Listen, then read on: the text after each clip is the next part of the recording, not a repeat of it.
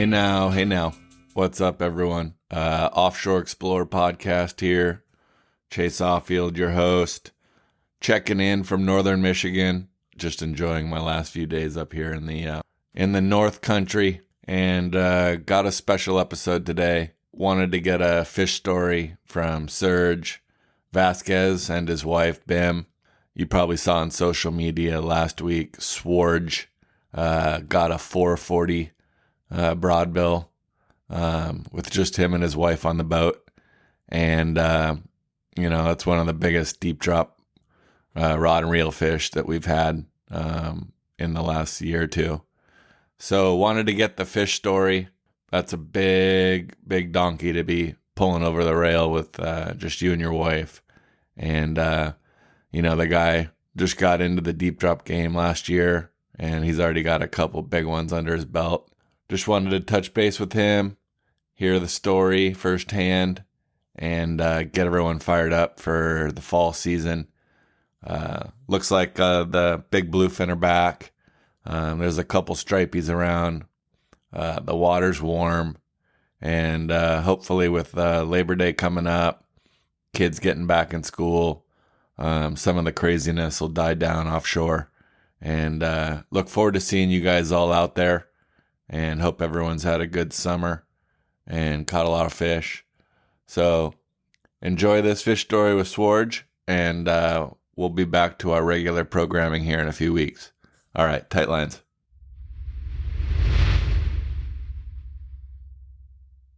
I'm here with Surge. We all know him as SWORDGE now. Kind of become famous as SWORDGE. And his wife, Bim. Yes. And, everyone wants to hear about the 440-pound broadbill you guys got up in the Channel Islands. It kind of made big news in our little fishing world in SoCal. And obviously you had some success last year as well. So why don't you kind of tell us how the trip came about, and, how you guys were able to manage a fish that size with just the two of you. It wasn't just us two. We had Lucy on the boat, our dog, so we had a little extra. Shout out to Lucy. Let's not forget about Lucky Lucy. Right. So yeah, I was itching this swordfish. Actually, it was a while. It took a little break from it, and I was fishing the islands for other stuff and just enjoying the islands and stuff. So I wanted to get back into the grind. I did one shakedown run. So was this trip, was this your first deep dropping of 2020, or had you been out on your own boat prior to this year? That was the shakedown trip this season. Yeah. I guess it's going to be like the 2021 season, right? Because yeah. It's kind of like the snowboarding season, for example. It goes into the next calendar year a little bit. Right. But that was the inaugural trip. Basically, it was a shakedown on his boat to shake the rust off. And then I had planned to do I wanted to do 3 days on the water with my wife. We were going to do Catalina, but then we just took too long prepping everything. So from there, I ended up with 2 days, and with 2 days left to fish that I had scheduled for. And we got the boat loaded up. We trailered down to Los Alamitos, and we had a stop in Huntington Beach to pick up a rod from my second sword rod from my buddy's house.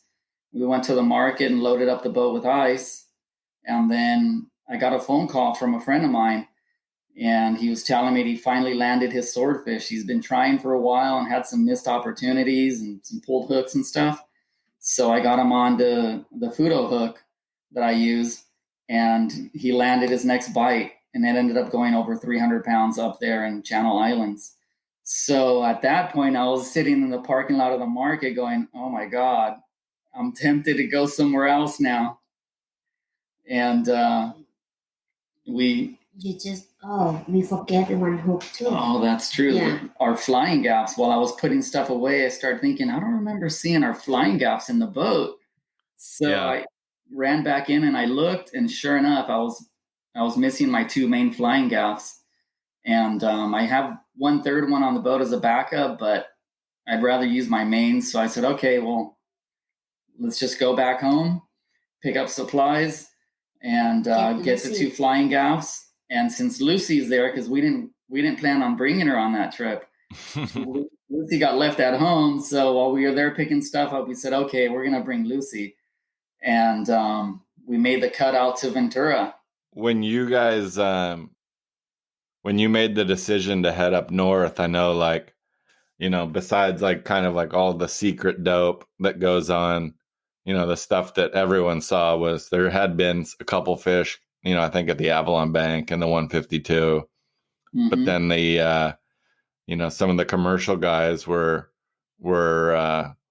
doing pretty well up north on the on some bigger size swordfish. Was that part of your decision on heading up north, or? Absolutely. Yeah. So it was actually a harpoon boat that did really well, and they got two in the 400-pound range. However, they were working a complete different zone than what we had planned at the island. Where my friend caught his was at the island, and they were working a complete different zone. Miles and miles. Then the commercial guys were fishing. Correct. Yeah, the guys on the harpoon are in a complete different zone. We actually launched at night and metered around in that area. I did some slow trolling to see what would happen. We ended at night. At night, right? This was, what was it? Probably 2 a.m. or something. Around that, after that, you have to park next to you around your friend's boat and plan for tomorrow morning. Well, that was but that was after we got to the island. But yeah, so we slow trolled that area at night, and I got a good bite on a rod. I brought it back later after we kind of ran out of time because I wanted to get set up at the island to be able to get some sleep and then work hard the next day. So we brought it in, and I didn't find any chafing on my leader. So I was trying to rule out it being a shark. So there's a pretty good chance it might have been a sword at night. And I've done some. Was the bait messed up at all? Oh, absolutely. Yeah. Like bite? Yeah, that bait had bite marks on it. It looked like, but it wasn't like sharky. So did you guys sleep out on the boat, like out at sea, or did you guys head in for the night and go back out, or what'd you do? Just anchor up at the island? Yeah, we made the cut out to the island and then found a cove to tuck into, dropped the hook, and got a 2-hour power nap or something. Yeah, sounds about standard. Right. So when you're setting up like on your little spot that you had, you know, decided you wanted to fish, being like a marine electronics guy, I imagine you can get your depth finder pretty dialed. What are you looking for, like on a best case scenario, besides like, you know, a good scatter layer? What, like if you rolled up on your dream location on the sonar or on the depth finder, what would you want to see? Mainly what I look for is a scattering layer, but aside from that, like what's going on the surface, right? The scattering layer tends to be down deeper, closer to the 1,000-foot range. And what I noticed that day was a lot more bait as well in the surface. The upper 200 feet of the water column had a lot of bait in it as well. And there was a lot of life on the surface. A lot of mammals were there. And I didn't see too many birds working, but there was definitely mammals working in that area. And were you picking up bait balls like at the 200-foot zone, or kind of like, and then you had like 1,000 at the 1,000-foot was your DSL, right? And how deep were you fishing? Probably 1,100 to 1,000 bottom. Okay. And I tried to work a little shallower this time. Okay. And so we were out there looking around. So for day one, we tried my friend's zone, the numbers he gave me where he caught his fish. So we worked that area and gave it some time, but I wasn't feeling it. So I said, okay, let's bring up the lines in, and we're gonna make a move. So we brought up the lines, and then I got the boat up on plane, and my other buddy was out there on his boat fishing. So I had to do a drop off and give him some supplies that he ordered. So we ended up getting up next to my friend's boat and side tying the two together. While we were side tied, just shooting the shit, his tip rod started going off. So he jumped on his tip rod and came tight and was hooked up to a sword. And No they were way. second rod, right? This is with me side tied next to him going, oh my God, I don't even have a line in the water. You brought the luck. So his dad goes, what are we going to do with this buoy line, the buoy rod? He's like, well, you could clear it or you could leave it in the water. I'm like, well, I'm right here. Here, just put it in my rod holder and I'll drive away with it. So we stuck it on my boat and I pulled away from him, let him fight that fish. So we got some video of them fighting the fish and stuff. And they finally stuck it, and they gaffed it like behind the head and the body. And oh my God, that thing was going absolute nuts. Let's go full ape shit. Absolutely. Yeah. All you could hear is the thumping with the tail banging the boat. Yeah. Like a hard thump. So that would have been crazy if you got the 440 when the guy passed you off the rod and you had gotten it on his rod. Can you imagine? Yeah, that would have been pretty classic. Your turn after we help. Right? Yeah. So from there, we motored back over and tied the boat back up. And they needed help pulling theirs on the boat as well. So I hopped on and we pulled the fish on board. And we took some pictures together and stuff and said, all right, guys, I got to go wet a line. So yeah, bet. We broke off and found another zone. And I just metered around and looked for life and stuff. And it looked pretty fishy as well. There was even some, accumulation of kelp up on the surface out there too. So that would indicate a nice current break. Mm-hmm. And we set up and did some more drifts, and no luck, no bites. Into the dark. I stayed out there past dark. I even brought my lines in shallower to see if we could get a Hail Mary. Yeah. And it didn't work out. I think I was the last boat out there that first night fishing. I had two other buddies on boats that I was in touch with that made the cut in and into the cove to hang out. So we ended up bringing the lines in, going into the cove, getting set up and cooking up some food and hanging out for the night. It didn't seem like last year there was too many guys. I think I heard of maybe a couple fish only that were caught at night. I don't know about you, but it seemed like there wasn't very many fish caught at night. Yeah, so the closest thing to night would have been the one that I caught around Christmas time in Newport. It's 5 or 6. That one bit right around 5:00 p.m. Mm-hmm. Right, kind of getting dark. And then my other buddy Jonathan got one around the same time as well. Okay. So we went in and weighed them at the BAC when they were having their Christmas party. So that's as close as that I've come to getting a bite at night. But aside from that, I really haven't heard of anybody actually catching them at night when they were targeting them. So the next day, you guys went back to that same zone where your buddy got his fish, or did you find a new zone? No, actually, I opted to find a new zone. So we came out of the cove. I was the last one to leave the cove out of the 3 boats. And I looked on my chart, and I had fished that island last year. Mm-hmm. I had a missed opportunity there. We hooked up on a fish, and it started swimming the weight up. And then probably like 15 minutes later, while we were clearing the buoy rod, that's when it came off completely. It was gone. So we brought the bait up, and what had happened was the fish came in and swiped at the bait. Mm-hmm. We hit the hook, and he pulled the hook 3 feet away from the squid. Oh, really? So he turned around, put the squid in his mouth, and swam the weight up. Well, at some point, this wasn't normal, and it spit the squid out, and the hook wasn't stuck into it. So we completely missed that opportunity. And I could have sworn, I would have bet money that I stitched through the eye of the hook. Mm-hmm. And sometimes those hooks, they have a little gap between the eye, right? Yeah. Where the metal's bent back down.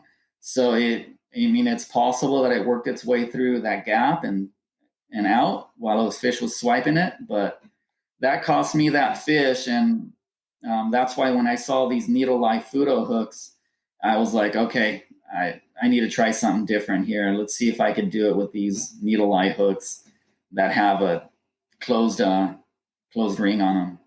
Besides the needle eye, what else do you like about those hooks? They're pretty strong, right? Absolutely. They're actually size for size when you compare them to like the 7691, which has been the industry standard hook for this. Right. When you compare them size for size, they have the next size thicker gauge. So they're made out of the thicker steel size for size in comparison. I believe it's the one from the next size hook up. Okay. So they have a thicker shank, and then their tip is a bit different as well. The 7691s were designed to have a cutting point tip on them where they have ridges that are kind of sharp edges, and that's designed to penetrate through bony tissue. So these Fudo hooks have a round entry and a round tip on them, so they poke a cleaner hole through the tissue. And in my opinion, that cleaner hole combined with a thicker shank is going to result in a better hold and a little less prone to pulling through and tearing through meat and tissue. And you're a J-hook guy, right? Yeah, I fished circles last season, and I had that heartbreak with the first one that I fought for 6 hours, and I ended up pulling the hook at the end with leader in hand. And you think that had something to do with the fact that it was a circle hook? I definitely do. Yeah. It felt solid because we fought it for 6 hours, and we had a long leader at that point, so I had to hand line it. And when I was trying to close the gap on the fish, we had it up on the surface behind the boat, and I felt the hook slip and then catch. I said, "Oh, this isn't good," and I gave some line with my arm, and then I felt it pop, like a clean pop feeling. And at that point, it was gone, and that fish was a monster. I have a feeling that fish could have been well bigger than all these that we've landed. That would have been pretty crazy if it had been bigger than this fish or, like 500 or something. I mean, because the ones that were all coming out of that Newport Canyon zone last year were kind of, they were all kind of in a stock size, like 180 to like 2 something or other. There wasn't like any real big ones have already been caught this year. Seems like this year already, there's been, I think I know 3 or 4 deep drop fish have all been over 300 pounds, with yours being the biggest. Yeah. My buddy Sean's was 302 up north, and another buddy Al, he got one that was 312, I believe, out of San Diego area. Those are the other 2 bigger ones that I know of. And then both I think the Michael Folks and Mike Cassidy's Catalina fish were big, upper 200s or something, or maybe 3. I can't remember exactly, but they were big. I mean, bigger than the average size last year. And, these might just be bigger females that came in on the early wave, and then the smaller males come in, and who knows? But it's pretty cool to see these big ones, right out of the gate. So it's off to a phenomenal start out here, that's for sure. So talk me through the bite and, the whole deal with the 440. So we got set up on day 2, and like I said, I had a missed opportunity in a certain zone on the island there this previous season. So I opted to work that area. So I got set up over there. I metered around with the fish finder. I was seeing some DSL marks, and then it ended up getting lighter, like the DSL was disappearing. So I turned around, went back to that zone where I was metering the DSL, and ended up deploying there. So what I did is I did something a little different. I went out and I set up my buoy first, probably like in 1,100 feet of water. Mm-hmm. And on my buoy setup, I have my new Makaira 80 wide. I got it spooled up with line, and I have 3 buoy wind-ons on it. So I could pick what depth I could put my bait at for different conditions. Okay. And I did notice the DSL was a little higher in the water column than normal, right? And Mm-hmm. it makes sense because it was earlier in the day as well. Mm-hmm. So I said, I'm going to do something different on this buoy, and I'm going to clip it onto my 500-foot marker. Oh, So wow. So you were pretty shallow. At 500. Yeah. Right. And then from there, I drove in towards shore on the shelf. And as I deployed my tip rod, I got it down, and then I worked the ledge in towards shore there. So Mm-hmm. I worked like the 800 to 900 foot range. I was doing some completely different stuff out here on this trip. And I was working my bait closer to the bottom with a tip rod. I use an electric reel on the tip rod, so it makes it a little easier to do your depth adjustments and bring it up and send it back down and stuff. So, and you like that colored line, right? That shows the different depths. Yeah, I'm a big fan of it because it has colored indicators every 25 feet. It changes color. Mm-hmm. So when I make these depth adjustments, sometimes you could see your weight going down on your meter, right? And know, okay, my weight's at 800 feet, for example, right? If I want to Mm-hmm. let it down another 200 feet, you can count those colors. And if you lose it on your meter, you still know, hey, I just added 200 feet of line to that. So it should be within that zone. Or if you have to tease a fish up, for example, if you're getting bites and you're going to tease it, the protocol is to reel up roughly 50 feet, right? If you're running a 100-foot leader, for example. Yeah. So in that scenario, you could start grinding on the reel and count those 2 color changes and know when to stop, right? You reeled up 50 feet and you're going to let the fish catch up, give that bait some action. And if he whacks it some more but doesn't commit to eating it, then you can drop it another 50 feet, right? Mm-hmm. So the theory behind that is if you drop another 50 feet after raising the bait up higher, now you've created like a bow in your line between the bait and the weight. Mm-hmm. So the bait can flutter down a little more naturally as if it was dead. Okay. The fish would be more enticed to come in and eat it with a more of a natural presentation. I believe that's the theory to doing it that way. So they would come in handy for that application as well. And you're using those rock cod color skirts, or you call it rock cod. It's like that fluorescent orange. And is it orange and black or orange and brown or?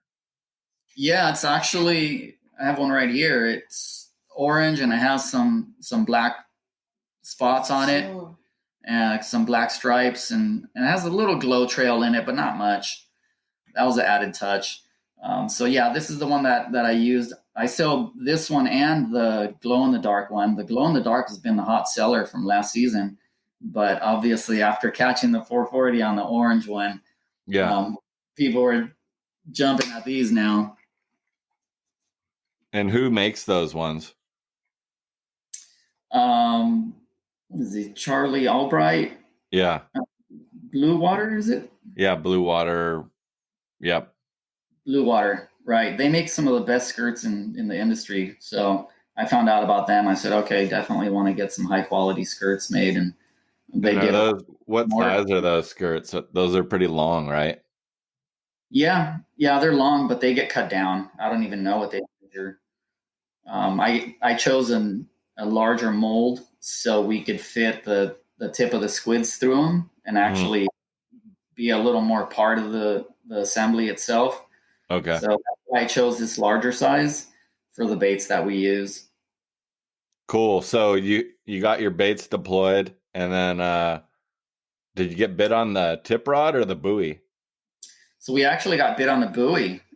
Even though we were working the tip rod, we did about 3 drifts, and after those 3 at the third drift where I motored into the ledge to work the ledge again, I started noticing the buoy was just leaning over a little bit.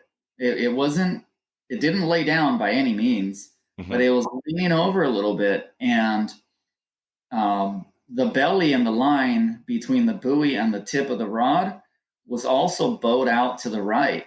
So it was interesting to me. I was like, okay, what's going on here? Is there a big current there running down the island to where it's pulling, the line and causing the buoy to lay down a little bit, and the buoy and the line is getting pulled that way too.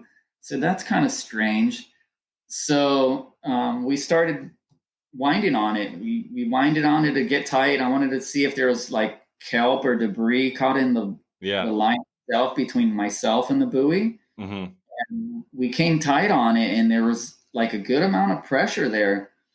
It didn't feel like a fish. We didn't feel it running, but it just felt like steady, like something, like it something. You knew something was off. Something was there. Something funny. Yeah, something abnormal. And I still wasn't sold on it being a fish there at that moment. But okay, you know what? Let's check it. So I hit the electric reel to come up, and we brought up the tip rod. I got my wife on the reel, and I told her to start reeling on it. And I would back up the boat towards it to make it a little easier for her. Yeah. So we backed up the boat towards it and got to the buoy. We disconnected the buoy, and I popped it in neutral at that point and just let it sit for a bit. And sure enough, some pretty heavy pressure we started feeling, the rod bowing over. It didn't really take line, like peel off a bunch of line, but it was just heavy kind weight. of laying there, just kind of swimming around. Yeah. It's like it was just hanging out there, cruising along. Right. So from there, I kept backing the boat onto it, or towards it, I should say, and my wife was reeling on it, and we were able to get close to the leader and take the weight off actually pretty quick. Did you think you had a sword, or did you think maybe it could have been a big shark, or were you like, when did you know you guys had for sure had a sword going? When it came up, shortly after when you saw it came up, and it breached. It didn't jump out of the water, but I saw its sword, I saw its dorsal, and I was like, okay, we got the right kind on the line. Yeah, you're like, oh shit, here we go. Yeah, and he tell, oh, it's not big, it's around 100, I think. Bring it, and okay. I was trying to motivate her. I'm like, it doesn't look that big, Ben. It's around, just over 100. So come on, whine harder. Surge, you're getting not very good at judging the size of these fish. I think but at least you're guessing them smaller instead of bigger. I mean, right? That's way better. Yeah, you know what? When I saw that fish, I had no idea it was going to end up in the fours. Yeah, that's why I asked you, what time is it? Because the last one is 140 something. It took us like 40 minutes. So I said, okay, it's not going to be over 40 minutes. Yeah, you're like, okay, I got this. Yeah, I can do it. So I'm doing that. After past 1 hour, I told him it couldn't be just 100 pound. This isn't a 100-pound fish. Yeah, she's like, this isn't fighting like a 100-pound fish. Yeah. So, yeah, she fought it most of the time, and like I said, we got it to leader, we got the weight off, and then we got the clip-on light off as well. And at that point, I backed up the boat towards it in order to let her reel a little easier. Mm-hmm. And I think once I unclipped the weight off of it, it kind of got spooked with the engine noise and stuff. So that's when it took off on a run, and it took a good amount of line out. So I've heard some guys say that, to keep that weight on as long as possible, because as soon as you get that weight off, they like flip a switch, and it's like game on. If you can keep that weight on as long as possible, I think it gives you an advantage for sure. Absolutely. Yeah. If they have to pull that weight around, then Right. it's working to your advantage. They got to pull the drag of the line through the water, the weight itself. And then if you don't reel too hard, right, and you got the weight on, you can drop the weight below them and cause them to swim the weight up again. Right. Exactly. Walk them, right? You can walk them back up to the surface, but there's also people that have had, the fish jump with the weight still attached and the inertia of the weight being on the line rip the hook out, right? Yep. So it's a catch-22. Different things can happen different ways, but it was our first opportunity to get the weight off, and I took it. Yeah. Got the weight off. I got the light off, and at that point, even though I had confirmation that it was a sword, I really had no idea how big it was going to be. So if I had an opportunity to close the gap on it and stick it, I would have. But it ended up taking off on a run and then going back down. I think it swam out first, and then it sounded down to like 300 feet-ish because I put the boat on it again, let her gain some line, and then we got on top of it, and I was able to see it on the meter. So she fought it when it was up and down for a while as well, and I kept pushing her and giving her instructions. You could imagine my wife, she doesn't have a lot of fishing experience. Like she's happy catching a calico bass or a little bonita or something. She's stoked, and that's a handful for her on the proper tackle, right? And now here she is hooked up to a swordfish, and I was telling her, I'm like, okay, you got to do this. You got to level wind. I gave her a little rag to hold the line with so she didn't cut herself with the spectra. She went without gloves at first, and then later on she asked for gloves, so we put gloves on her. And, I was just barking orders at her. Do this, do that, or don't do that, or don't do this. And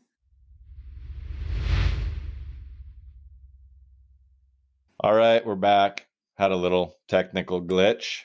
You were just saying that you were barking orders at your wife, and I was laughing because I don't do very much fishing with my wife because I don't think our marriage could handle it. But I think everyone got a good laugh about you, telling her what to do because we can all kind of put ourselves in your shoes. But yeah, anyhow, so you're coaching her up. Yep. Yeah. So I was coaching her through it, and just flying by the seat of our pants totally. Like, she's not familiar with that reel. She doesn't know where the 2-speed button is. She doesn't know how to put it back in high gear. She doesn't know what the drag lever does. Ran everything. And he told me, you can do it, so we can tell everyone that you caught that fish on your own. I said, I don't want that. Come help. Come help. You're like, I don't care about the glory. I said, I want to be done. I want to be able to tell people you caught this start to finish. Yeah. And she's like, I don't care. Come help me. It's hilarious. So That's awesome. I was like a drill sergeant pushing her through it. Come on, reel harder. Guide the line. Just you could imagine the command. Oh yeah, I can totally imagine. Yeah. So let's see. At one point, she just couldn't take it anymore, and the fish was down deep at that point. Yeah. So I said, okay, you can take a little bit break, and you come help me. Yeah, I was like, okay, let me help you now. And then the GoPro, we were recording video that whole time, so we burned through one whole battery on the GoPro, which was over an hour already, fighting it with her at the reel and me driving the boat. So I jumped on it, and around that time was when the GoPro died. So I said, okay, and then she tells me, why do you record the whole thing? Like, why don't you just record the good part, right? And I'm like, yeah, well, because you never know when it's going to turn. Yeah. You never know what's going to happen. Yeah, so we opted to put the GoPro to charge at that point to start topping off that battery. And then I got on the reel and I started grinding away at it. And she grabbed the iPad and took some video. So that was the video that we have of me reeling up on it. So I thought I saw it down on the fish finder about 250 to 300 feet down.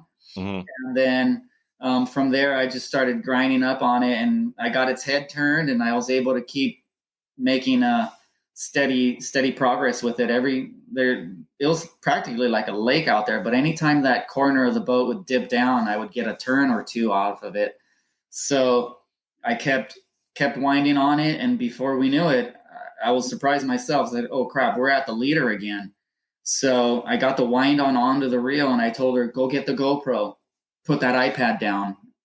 So she ran in, got the GoPro, and we're fumbling with that, and I'm keeping an eye on the rod and the line. So we get that situated and get it going and put it on my head. And I get back to the helm to start driving, and she jumps back on the reel. So at that point, we're on leader already, and the fish, it starts swimming towards the front of the boat on the starboard side. So I ended up doing hard over reverse. Mm-hmm. And we got into a rhythm to where we were doing these like tuna death circles, right, with the boat and the fish counterclockwise. So we did that for a bit. We kept doing that circle and got the fish closer and closer. And at a couple times it darted under the boat, and I had to really throttle up in reverse to straighten it out and get that line away from under the boat. But I felt a little more comfortable doing those reverse circles with it because it was away from the prop. It was a little farther away from the prop and the trim tabs and other sharp stuff on the back of the boat. I didn't ask you what kind of tackle you had. What was your pound test line and length of your leader and everything? So I run 80-pound Spectra between my buoy wind-ons. And from the buoy wind-on to the snap swivel, it's 80-pound Spectra. And then from there it goes to, my wind-on, my Swordfish wind-on that I chose was 300-pound. Okay. How long was it? I think it was only like 70 feet. Okay. Yeah, so it was a little on the short side. My other ones that I sell are 100 foot for 200-pound test. Mm-hmm. And I fish those on the smaller reels. But so we had some good tackle. As long as we were up on the wind-on, then, we had some solid tackle that could take, a little more abrasion and stuff with the boat. Yeah. But nonetheless, it was some pretty hairy scenarios. At one point, she was fighting it, and it took off swimming towards the front of the boat again, and I popped it in reverse, and I gave it throttle, and the rod swung over because it's in a 0-degree rod holder, right, with a swivel on it.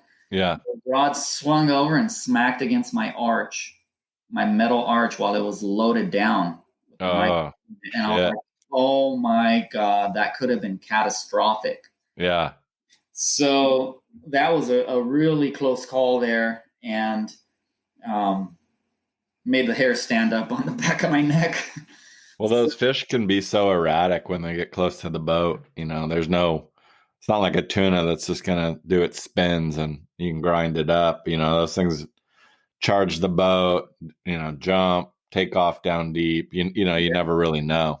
Yeah, they really are unpredictable. You get situated into a rhythm with them, and then they'll mix it up on you. They'll change something.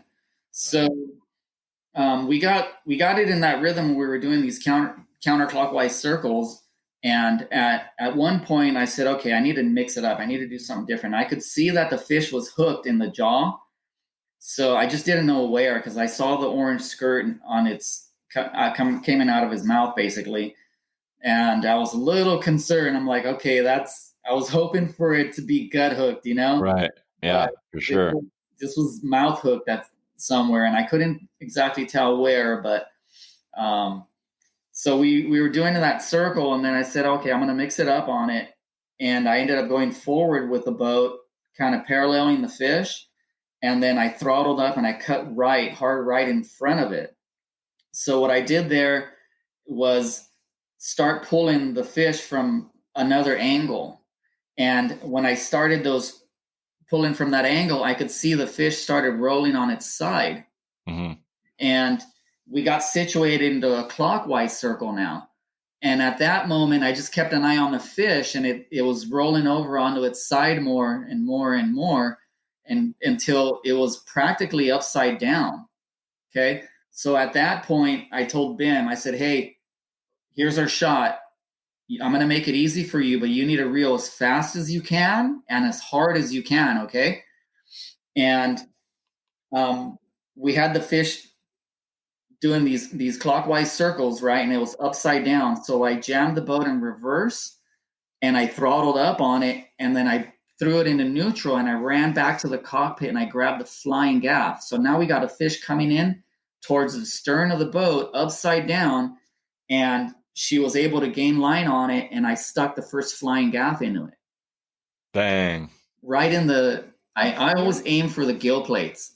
I've seen too many people gaff them in other places and the fish go absolute nuts. Yeah. So I like to target vitals, and their gills are their vital organs. Mm-hmm. So from the ones that I've stuck is you stick them there and you stun the fish, and it buys you time to get a second gaff in it. So at that point I stuck it there, and I pulled the rope tight, and I told Bim, here, hold this rope. So she's holding onto the flying gaff. Was it tied off, or was she just hanging on to it? No, I didn't tie it off. I need to work on Oh, shit. right? But at the end, because you was about to put the second one, I think, okay, I can hold that. So, Yeah.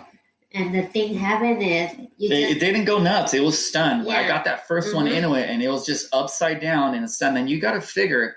For me, I thought the fish already died because a lot of blood came out, and it was about to go out. So I think, good, fish already died. Okay, I hold it. No. So I grabbed the second flying gaff, and I walk onto my swim step. Now I'm on the other side of the fish because it's right on the corner. And then I reach down and I sink that one into it, and I pulled up so hard that I ended up in the air on my back, and I came slamming down onto my swim step on my back. Jesus Christ. So what the hell just happened? Yeah. So I look over, and the GoPro smacked the swim step and then bounced into the water right behind the boat, behind the swim step. Oh, shit. I put a lanyard on it, a floaty. I always put a floaty on it because I've heard of people losing their GoPros, right? And here we were. So I get up. I still have the handle from the flying gaff in my hand, so I use that to pull it closer to me. I grab that, look at it, and it's not recording. Of course. Oh my God. I put it on my head real quick, and I run over to the fish. I grab the second rope, pull it tight.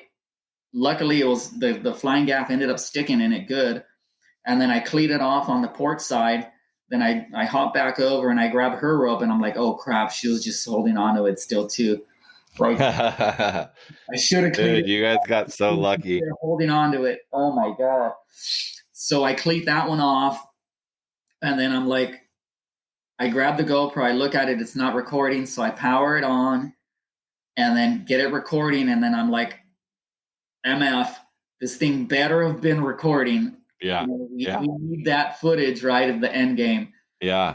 I put it on my set. I said, okay, well, here we are. We just landed this sword, and here it is on the side of our boat. And I'm looking at it. I'm going, Bim, we might have another 300-pounder here.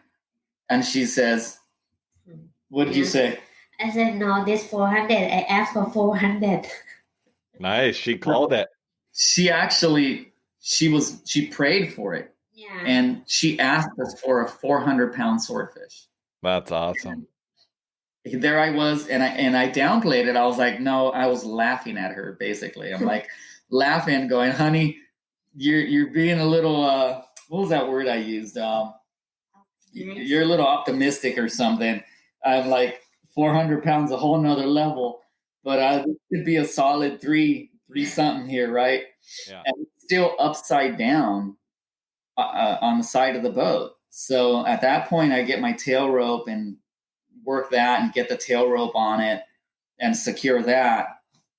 And we called a buddy over that was out there fishing with us. I said, hey, dude, I'm going to need a hand pulling this fish on the boat because there's no way we could do it. So my buddy Matt Guernsey, who I've known for many, many years off of, like, I don't know if you remember back in the All Coast sport fishing days before Bloody Decks. It was another forum that was real popular, and we knew him from way back then, like the early 2000s. So I called him over, and he dropped his friend off on the boat to help me. So myself and his friend tried to pull it onto the boat, and we couldn't. It was too heavy. So I told Matt, you got to get on here too, dude. Just hop on the boat and then push your boat off. We'll get this situated, and I'll drive you back onto your boat. He said, all right, cool. So he hops on, and he's like, all right, we're going to pull it onto the swim step and then into the boat through the door. Mm-hmm. Like, all right. So, we get situated with the lines and stuff and our angles, and we start pulling this fish onto the boat, and it's getting stuck at the door. And I'm looking at it going, my God, this fish is so fat. It's not fitting through this door. And then too big? You couldn't just tie it off to the swim step? So, well, I don't know why at that point we were trying to put it in the boat. Like, we wanted to get it through the boat into the cockpit, right? Yeah. And the wife's looking at it, and she's like, I think it's too chubby. Yeah, I just tell your friend, the fish too chubby. You cannot put it on the boat. And he said, no, you can't do it. Look at the door, it's really small, and the big head like that cannot fit in there. Yeah, so those big ones, like, they don't get long, they just get fat. And that one was like just stuffed, like a stuffed pig. Yeah, it was thick. So Matt hops over to this side, and he's like, yeah, we can. So there we go. We try to muscle it one more time. And, the pecks on these swordfish, they don't fold down. So they're sticking out. Like, dude, it's getting hung up. There's no way we're going to get it. I'm like, let's just do the swim step thing. So we grabbed the tail rope and get it. They were able to pull the tail section up onto the swim step, and we got it situated and roped it off. And Matt looks at it, and he's like, hey, you guys got a really nice fish here. He's like, judging by the girth of the tail here, this thing has to be close to 400. Yeah. And I'm like, dude, no way. I'm looking at it going, man, this thing's fat too. So we'll see. So what was the girth on the tail? Like what was the diagonal or the horizontal? Like, it had to have been freaking huge. Oh, yeah, it was solid.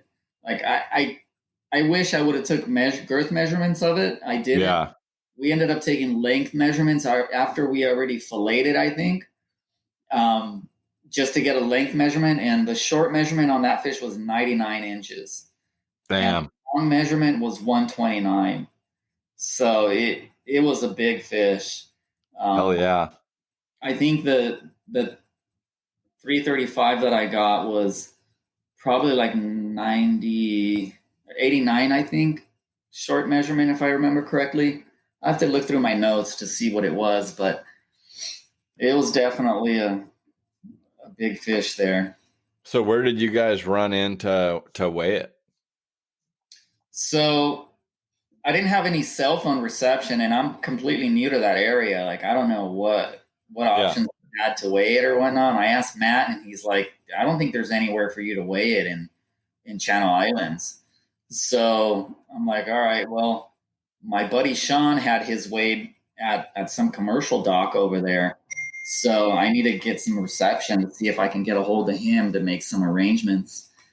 And I didn't have any reception until we were a few miles out of the harbor.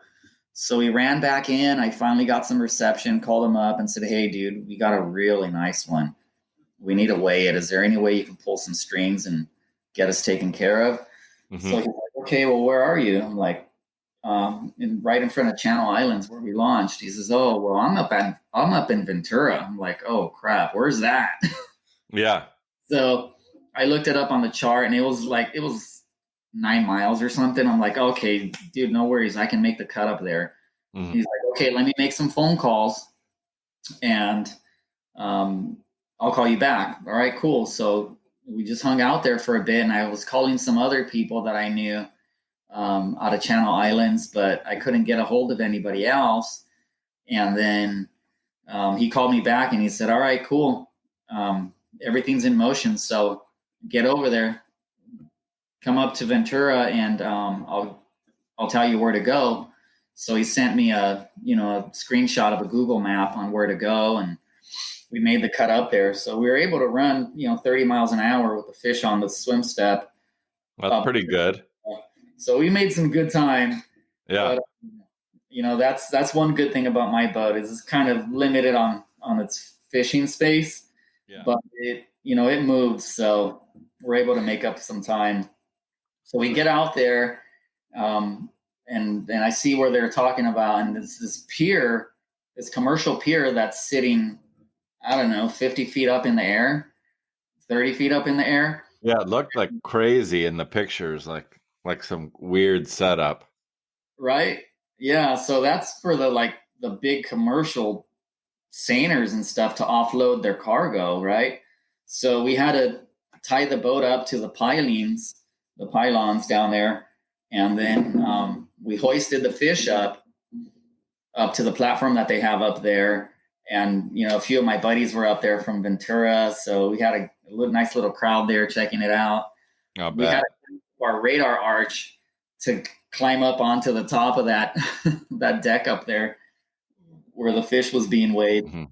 So yeah, they called out the number while I was still on the boat situating stuff, and I'm like, what, for something? So I ran up there, I climbed up there, and I'm like, let me see, where's the scale? Let me see that reading. So I looked at it, and it was 440, and I couldn't believe it. I was like, oh my God, Bam, get up here, bring Lucy. So she had to pass Lucy up, and we took some pictures with it and stuff there. That's so awesome, man. I mean, it's such like, the fact that you had your wife with you and you guys' dog. I mean, to get one that size, that's like a fish of a lifetime. It's pretty badass. Unreal, man. Unreal. I was so lucky to have, a good support crew up there in Ventura, because I'm not from there. I don't know many people, but the guys that I do know really came through, and, they rolled out the red carpet for me. They made arrangements for me to be able to weigh it on a certified scale and get that taken care of. And then from there, my buddy says, okay, well, where are you going to clean it? I'm like, I have no idea. I'm like, I got to start doing something. Yeah, that was going to be my next question, is that what the hell did you do with the fish, and how'd you get it all iced up and all that? Yeah. So my buddy says, well, I'll give you directions to my house. Just drive up to my house to where I have the dock outside the back, right? And then he says, you can clean your fish there on my dock if you want. I'm like, oh, no way. That's nice. All right, cool. Let's do it. So we motored over there and give us some ice too. Yeah. So we got situated, tied the boat up, and rolled the fish from the swim step onto the dock and started processing it. He brought out some bags of ice as well, because most of the ice that I had was mostly melted after 2 days out there. Yeah, I bet. Yeah, so we got some good video of that. Got some time-lapse video filleting it out and stuff. And oh, sick. That'll be cool. Yeah. Did it have anything unusual in its stomach, or what was it eating? To be honest, I didn't even check the stomach contents. Really? You were probably so beat and such a long day. Just over it. We were at the commercial pier, and we had an opportunity to gut it there while it was hanging off the hoist. And I figured it would be much easier to gut it there. And oh yeah, for sure. And whatnot. So I was in a hurry to gut it and gill it, and then hose out the stomach cavity and stuff before we hoisted it back down to the boat. So I didn't even check. But Did you find anything weird in any of your fish last year? No, I haven't seen any rockfish in any of them myself, although I've heard of other people finding like rockfish in them. Yeah. And sand dabs as well. But mine I think it just had squid in the ones that we saw, and hake. It looked like there was hake in there. Yeah. Yeah, the one of the ones we had last year that we wound up losing at the boat was coughing up, spitting up those rock cod the whole way up, and we see like the little rock cod were floating to the surface as it got closer to the boat. It was weird. It was the weird as hell. Yeah, it was pretty cool though. And they were still floating up, huh? Yeah, they were still. I think they were like they must have been fresh. It was the weirdest thing, you know. We hadn't seen the fish yet, and all of a sudden these rock cod start floating up to the surface, just like from where the fish was. It was bizarre. Wow. So we saw like the white thing come up before the fish came up. What was it that? Oh, yeah. At some point, my wife's like, the fish is right there. And I look in the water. I'm like, no, that's a jellyfish, honey. It's a jellyfish. We hooked the world's biggest jellyfish. And I'm looking where the leader, the wind on wasn't even on the reel at that point. So I said, no, it's over 100 feet down, sweetheart. But yeah. Well, Surge, thanks for taking the time to tell us the story.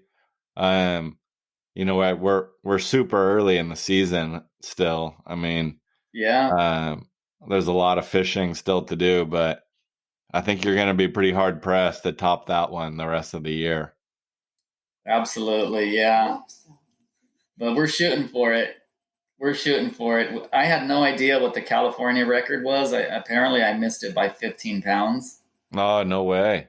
Yeah. So it's not, I don't think it's the IGFA record, but it's the California record. Right. And I know there was one a long time ago that was over 1,000 pounds caught in Chile. So right. In my head, I'm like, okay, if it's not 1,000 pounds, like we're nowhere near record status, right? So I didn't think anything of it until my buddy posted it, and I was like, oh my God, we were actually pretty close to that yeah, record. I mean, I think for sure. I mean, I think you're holding the record for biggest deep drop, Southern California deep drop recreational swordfish. So as far as that's concerned, you know, you got the record for everyone that's gotten into the deep drop game in the last couple of years. You got the title. You guys. Team. It's a team sport. Absolutely. Yeah. And Lucy, don't forget about Lucy. Yeah, we've been blessed with some amazing opportunities. I can't imagine what size fish that first one was that we lost. I think you guys should start bring wife and dog on the boat. Yeah, you just got to bring the wife and dog now for every time. Here. Well, thanks, guys, and everyone check out Swordfish Gear. Is that your website, swordfishgear.com? Yes, it is. Swordfishgear.com. I actually sell most of the things that you're going to need to get into deep drop and for swords. And it's basically a really specialized niche site. I'm not trying to compete against the tackle shops for everything else. I'm just focusing on my passion here. Yeah, and check out Surge on Instagram and Facebook. He's got some really cool stuff on there, some good video. And just really congratulations again, you guys. That was such a killer fish. And hopefully you guys have good luck the rest of the season, and look forward to seeing you out on the water. Thank you, man. Thank you. Likewise. We really appreciate you giving us the opportunity here to share the story on the podcast as well. Awesome, Surge. And thanks, Bam. And appreciate you guys taking the time. We'll talk to you soon. Take care, brother. Take care. Bye. All right.